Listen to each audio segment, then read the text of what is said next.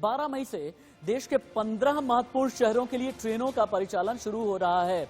शुरुआती दौर में 15 शहरों के लिए नई दिल्ली जंक्शन से स्पेशल ट्रेनें चलेंगी। इसके साथ ही रेलवे ने यह भी बताया कि आज शाम 4 बजे से टिकट की बुकिंग शुरू कर दी जाएगी। आपको बता दें कि कोरोना वायरस के बढ़ते संक्रमण को रोकने के लिए की गई लॉकडाउन की घोषणा के साथ ही ट्रेनों का परिचालन बंद है। रेलवे के इतिहास में ऐसा पहली बार हुआ और अब रेलवे दोबारा से ट्रांसपोर्टेशन शुरू करने जा रही है। हालांकि रेलवे की तरफ से प्रवासी मजदूरों को घर पहुंचाने के लिए हाल ही में कई श्रमिक स्पेशल ट्रेनों को भी चलाया गया। अब आपके लिए ये जानना बेहद जरूरी है कि भारतीय रेलवे ने इंतजाम क्या किया है। रेल मंत्रालय ने पैसेंजर ट्रेन शुरू करने की तैयारी की है और शुरुआत में 15 ट्रेनें चलाए जाने की योजना बनाई गई है। आज शाम 4 बजे से टिकट की बुकिंग शुरू होगी। चलने वाली 15 ट्रेनों की जो वापसी होने जा रही है वो जिस रूट से चलेंगी उसी रूट से ये वापस आएंगी।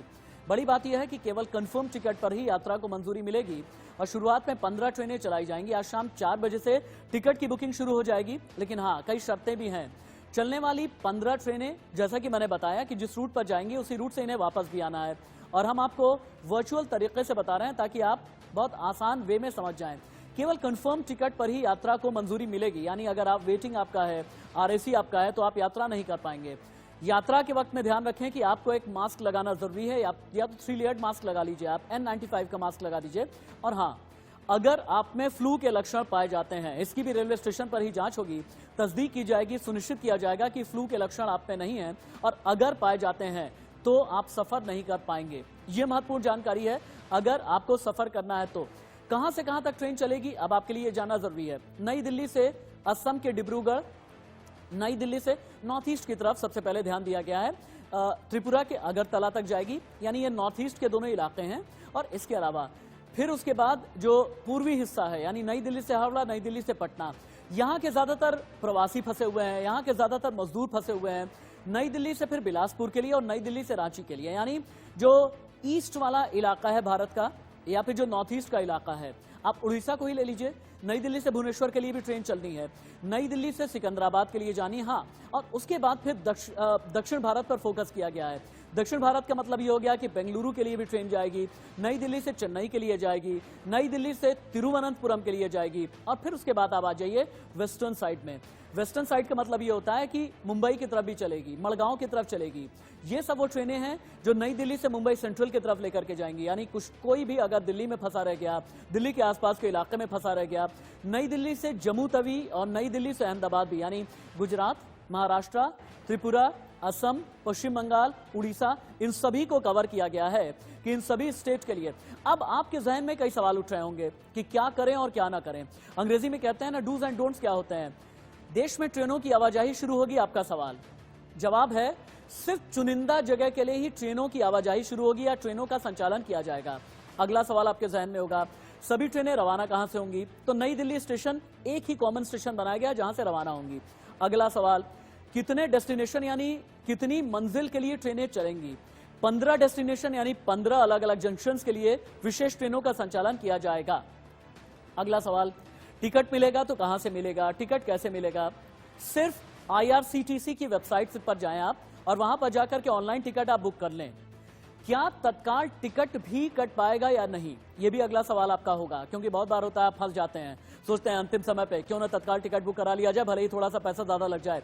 लेकिन नहीं, अभी तत्काल की कोई फैसिलिटी नहीं दी गई है। यानी वो ये सब वो सवाल हैं, क्या हर शख्स को मिलेगा टिकट या फिर कुछ शर्तें भी होंगी? तो पहले चरण में सिर्फ जरूरी काम के लिए यात्रा पर टिकट दिया जाएगा और इसके लिए आपको साबित करना होगा ये जरूरी काम क्या है। अगर 12 तारीख का टिकट नहीं मिलता है तो फिर आगे आपको क्या करना है? 12 मई के बाद भी रिजर्वेशन आप कर सकते हैं और ट्रेनें बोगियों की उपलब्धता के हिसाब से रोज ही चलेंगी, यानी आगे भी चलेंगी, रोजाना चलेंगी। अगला सवाल यह होगा कि क्या वेटिंग टिकट पर आप सफर कर पाएंगे या फिर नहीं? तो जवाब यह है कि नहीं, वेटिंग या आरएसी वाले सफर नहीं कर पाएंगे। अगर कंफर्म टिकट है तभी आप सफर कर पाएंगे। ट्रेन से उतरने के बाद क्वारंटीन सेंटर में रहना होगा या फिर नहीं? तो रेलवे ने इस स्थिति पर स्पष्ट कुछ भी नहीं किया है, लेकिन हाँ, अभी शुरुआती तौर पर यह समझा जा रहा है कि क्वारंटीन तो किया ही जाएगा। क्या जनरल कोच उपलब्ध होंगे या फिर नहीं? नहीं, 12 मई से शुरू हो रही ट्रेनों में केवल और केवल एसी कोच ही हैं और इनमें किसी भी तरह की जनरल बोगी नहीं लगी होगी। अब किराया कितना होगा? सामान्य होगा, सामान से ज्यादा होगा? राजधानी सफर आपने किया होगा राजधानी एक्सप्रेस में जो किराया होता है उसी के बराबर ही आपसे किराया लिया जाएगा। क्या ट्रेन में खाना मिलेगा या फिर नहीं, यानी पेंट्री वाली सुविधा होगी या फिर नहीं, नहीं होगी। इन 30 ट्रेनों में पेंट्री कार लगाई ही नहीं जाएगी, यानी आपको अपना खाना खुद ही कैरी करना है।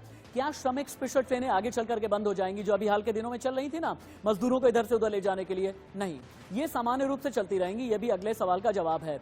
यानी ये वो सवाल हैं जो आपके जहन में आ रहे होंगे और इनका जवाब देना बेहद जरूरी था, जो हम आपको बता रहे हैं और दिखा रहे हैं। और मुंबई के विलेपाले स्टेशन से इसी खबर पर इंडिया न्यूज संवाददाता प्रीति की रिपोर्ट देखिए। सरकार ने फैसला लिया है कि 15 ट्रेनों को जो है चलाया जाएगा। कल से शुरू हो जाएगी ये ट्रेनें। ये जो ट्रेन है मुंबई, अहमदाबाद, दिल्ली, गुवाहाटी, चेन्नई, बेंगलुरु, कोलकाता के लिए ये ट्रेन है। और इस ट्रेन की जो ऑनलाइन बुकिंग है, आज शाम को 4 बजे से बुकिंग शुरू हो जाएगी। लेकिन सरकार का ये भी कहना है कि जो भी पैसेंजर के पास वैलिड टिकट है उनको भी ट्रेन में जाने की इजाज़त दी जाएगी। साथ में ही जो है उनका चेकिंग होगा कि कहीं उनको कोरोना तो नहीं है। अगर किसी में भी बुखार पाया गया तो ऐसे पैसेंजर को ट्रैवल करने की इजाज़त नहीं दी जाएगी। कल से ये 15 ट्रेनें शुरू होने वाली है और उसके लिए आज शाम से बुकिंग शुरू हो जाएगी। और यहाँ तक कि सोशल डिस्टेंसिंग का जो पालन है ये इस ट्रेन में किया जाएगा और प्लेटफॉर्म पर ही सिर्फ पैसेंजर को जाने की इजाजत दी जाएगी। प्रीति सोमपुरा, इंडिया न्यूज, मुंबई। यानी आपकी सुविधा के लिए लॉकडाउन 3.0 खत्म होने से ठीक पहले ट्रेनों का परिचालन शुरू किया गया है, लेकिन कई शर्तों के साथ में। सीधे 2 मेरे सहयोगी जुड़े हुए हैं मेरे साथ में। दिल्ली से आदित्य नायर लाइव रिपोर्ट कर रहे हैं। वो हमें ये बताएंगे कि क्या दिल्ली स्टेशन पर इंतजाम आगे किए जाएंगे या किए गए हैं, ऑनलाइन बुकिंग के लिए किस तरह के इंतजाम हैं, और इसके अलावा जम्मू से रिपोर्ट कर रहे हैं अजय जांडियाल। मुझे आदित्य नायर, सबसे पहले आपके पास आते हुए, चूंकि नई दिल्ली स्टेशन को ही कॉमन स्टेशन बनाया गया है, लेकिन यहां पर एक्स्ट्रा भीड़ उमड़ ना आए, यहां पर लोगों की भीड़ बाकियों को परेशान न कर दे और इन्फेक्शन फैला न दे, इसके लिए इंतजाम क्या किए गए हैं?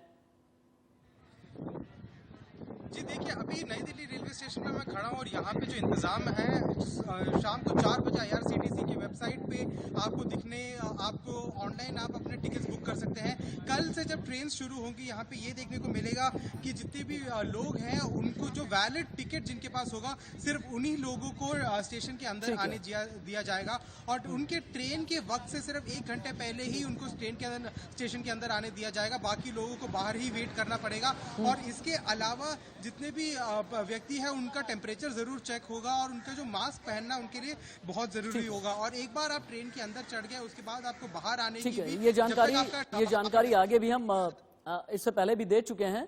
और अभी हम चलते हैं अजय जांडियाल के पास। अजय जांडियाल, ईद से पहले दिल्ली से अगर वापस जम्मू कश्मीर लोगों को जाने के लिए ट्रेन की शुरुआत की गई है, क्या मुस्लिम समुदाय के लिए यह बहुत बड़ी राहत की खबर नहीं है?